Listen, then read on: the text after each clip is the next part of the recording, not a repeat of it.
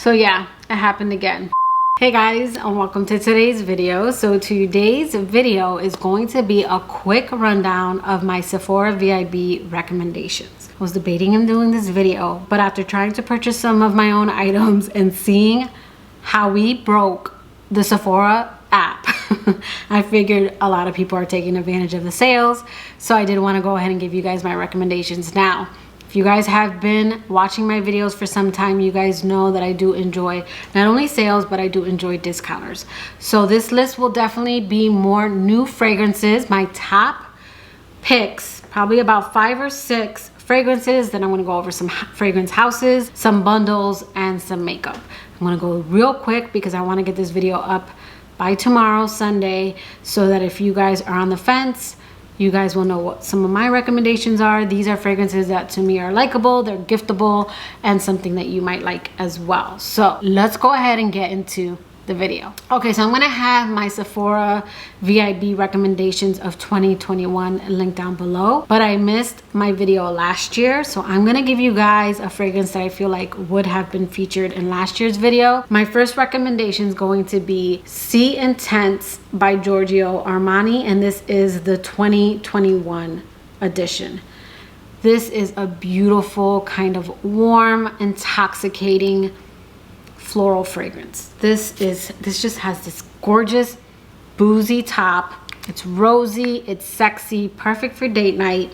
It's up there with my top 3 from this house. I really do enjoy the Sea line. I do think you can still find this one at discounters, but if you don't shop discounters, then I did want to slip this one in here because I didn't get to talk about it last year. So again, that is Giorgio Armani's Sea Intense. Okay, I'm gonna talk about this fragrance, but it has been out of stock, but I have seen it at Ulta Beauty. Also, Macy's has their friend or friends where you get 15% off. So I'm gonna talk about it. And also I have seen it at Kohl's. So I'm gonna try and link this one below, but I'm gonna give you guys another option in case. But that is Valentino's Born in Roma Pink. This already got sold out. It was available, but again, there was a frenzy and a lot of stuff sold out. So I'm still gonna mention it in case it gets restocked, but this is a pretty fruity floral orange blossom sweet vanilla scent.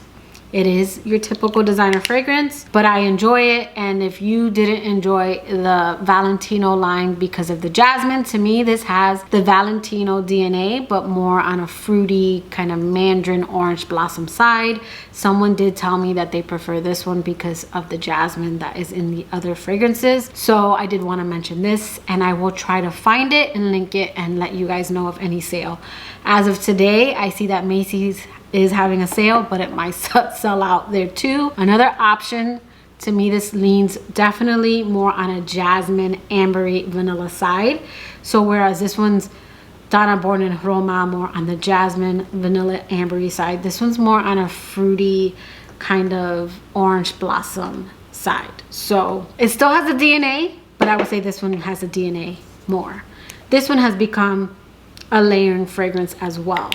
So I wanted to mention this one because you can get your hands on this one, and if you like the original, you might enjoy this one. I would say give this one a chance, let it sit, play with it. I didn't like it when I first got it, but I do enjoy this one as well. And again, this is Valentino's Donna Born in Roma Intense. Okay, then next we have Prada Paradox, whether that's the original or the Intense. I think these are both beautiful fragrances. They are top complimented fragrances, and I think they are great giftable fragrances. If you want something a little bit more on the safer side, even though I think this is a great woman of all ages, but I can see more of a younger person really enjoying this fragrance. Well, I could see my mom enjoying this, so I shouldn't say that, but I gifted this to a younger friend of mine and she loved it. She went through it and already has 100 ml in her collection. So the original, to me, it's more giftable. It's a little bit more fruity, sweet. And then the Intense is warmer. It's a little bit more earthy from the oak moss or the moss note. And the citrus in here is just a little bit more prominent because they do share similar notes. I absolutely love both of them. If I had to choose one, it would definitely be the original, but I do enjoy both of these fragrances. So again, that is Prada Paradox, and if you want a little bit more of information, I will have my review on both of these linked below. Okay, another top pick for me is Juliet Has a Gun Magnolia Bliss. This is another one that has gotten compliments. This is kind of zingy, tart, mouth-watering magnolia ginger fragrance.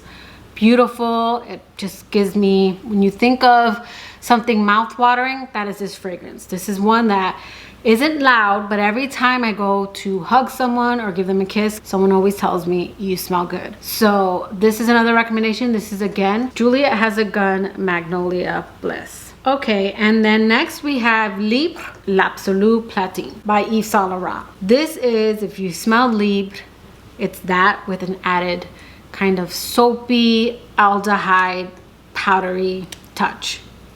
It very much has the DNA. It's, to me, luxurious smelling. It's sophisticated. It's more of a boss babe scent, more of a modern floral. It's not, I would say, go run errands or more of a fun, flirty scent. This is more like where the original is Samantha from Sex and the City.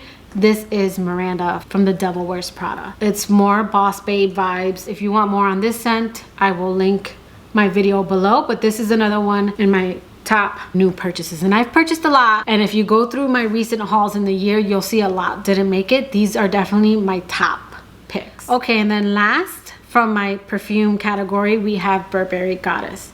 This has quickly become one of my favorite vanilla fragrances. I went through an entire travel, and I've already put a little bit of a dent in this fragrance. So this is a spicy kind of vanilla lavender fragrance. I didn't get the ginger note that's in here. It comes off a little peppery, like pink pepper to my nose, but now I do get it. There's just something that kind of scrunches up my nose in the opening, but for me, when that settles, this very much becomes a lavender vanilla fragrance, and it's, to me, simple but sophisticated.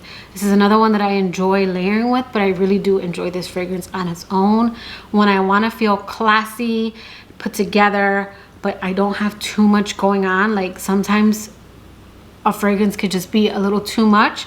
This is so simple yet so sophisticated. I got this one recently, and it quickly again just became a favorite vanilla in my collection. And if you know anything about me, I'm not an overly vanilla kind of girl. Like, I love vanilla in my fragrances, but I don't like vanilla forward fragrances. I think I only have 4 now, and this one is just gorgeous. So again, that is Burberry Goddess. Okay, then next I'm gonna go over some perfume houses. So the first house I'm gonna talk about is Chanel. Now, I did talk about this house before, but because it's a complete house, I'm gonna talk about it again, because to me this is the time to purchase the house of Chanel, especially because there are so many counterfeits out there. I do enjoy buying at discounters.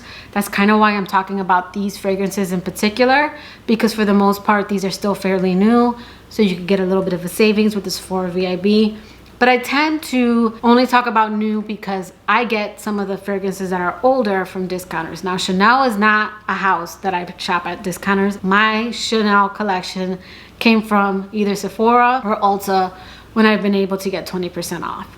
So my entire Chanel collection is one that I shop at either of those stores. So I would recommend the House of Chanel. All right, next, the House of Kayali. You guys know I am a Kayali fan. I have been shopping Kayali way before I ever got on their PR list. I have purchased, I think, 8 of their full 100 ml bottles. There was one year that Huda Beauty put 30% off, and that's when I got a lot of the fragrances. All of the 50s were gone, so I started building my 100 ml collection, and then eventually I did make it on the PR list. I'm sure that's because I have been enjoying Kayali since she first came out, and I was already reviewing the house before I was receiving PR. So that is a house that I would recommend. That is when I purchased from them. It's either during one of the Black Friday sales or during the Sephora VIB where you could get 15% off. Okay, now we're gonna get into makeup. So the first makeup house that I'm gonna talk about is Natasha Denona.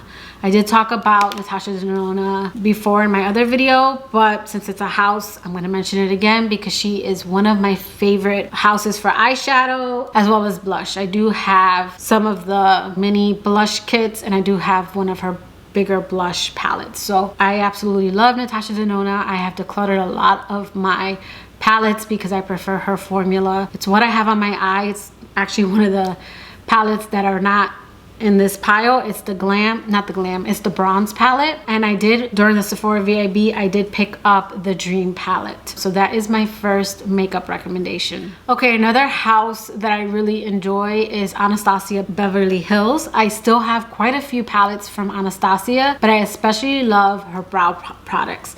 I always get the Wiz, the real skinny pencils. That's what I do my eyebrows with. I love the gel. I love Anastasia brow products, and I do enjoy a lot of her palettes, but I think if I had to pick one palette over the other, it would definitely be Natasha Denona. Fenty Beauty is another house that I really enjoy. I love the contouring sticks and her highlighters, as well as her lip products. I have a lot of those little mini baby gloss from Fenty Beauty, and I have a lot of minis because I really enjoy the mini kits that she puts together. Fenty Beauty is another amazing beauty line that I wanted to mention. Okay, then I wanted to mention Sephora Favorites. If you can get your hands on 1 or 2 Sephora Favorites, that's my favorite way to test out new brands without like testing them out full size. So I recently picked up during the VIB the Sephora lip favorites. I think I'm gonna go back and get the mascara because I really love to buy my mascara that way. You get high-end mascara, you get a little bottle so you could throw it away after that 3-4 month expiration date when you're supposed to be going through your mascara. And I do take a little bit longer with the larger tubes. Sometimes they'll be a dud, but for the most part they're pretty good because they're usually high-end. They also do fragrance ones. I tend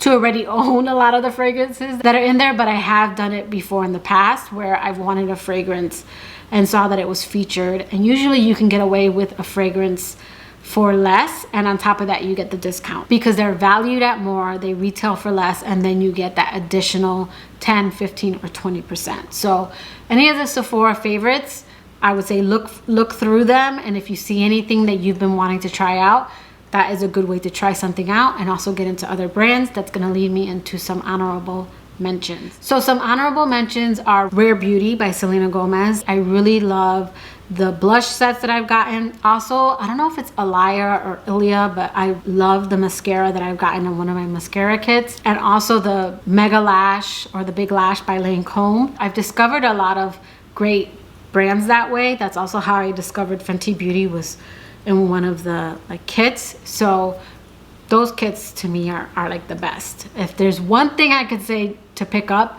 it's those kits. That's a great way to discover different makeup, and it's just fun because you get a bunch of little minis, and I don't know what it is, I just love little mini things. Okay, and then my last recommendation is the Hourglass Ambient Light palette. Every year they come out with the palette. Now the first one I ever got was several years ago in the plain like gold, and now they come out with these beautiful like pictures on top. I really want that jellyfish one. I just think it's so pretty, but I still have last year's. It was an elephant, and I barely made a dent in that one because I still am trying to get through a little bit of my first one. But I absolutely love those palettes. To me, they are very finely milled. Even though they're the pressed powder, they're very finely milled, and I think they're just gorgeous for all skin, especially mature skin.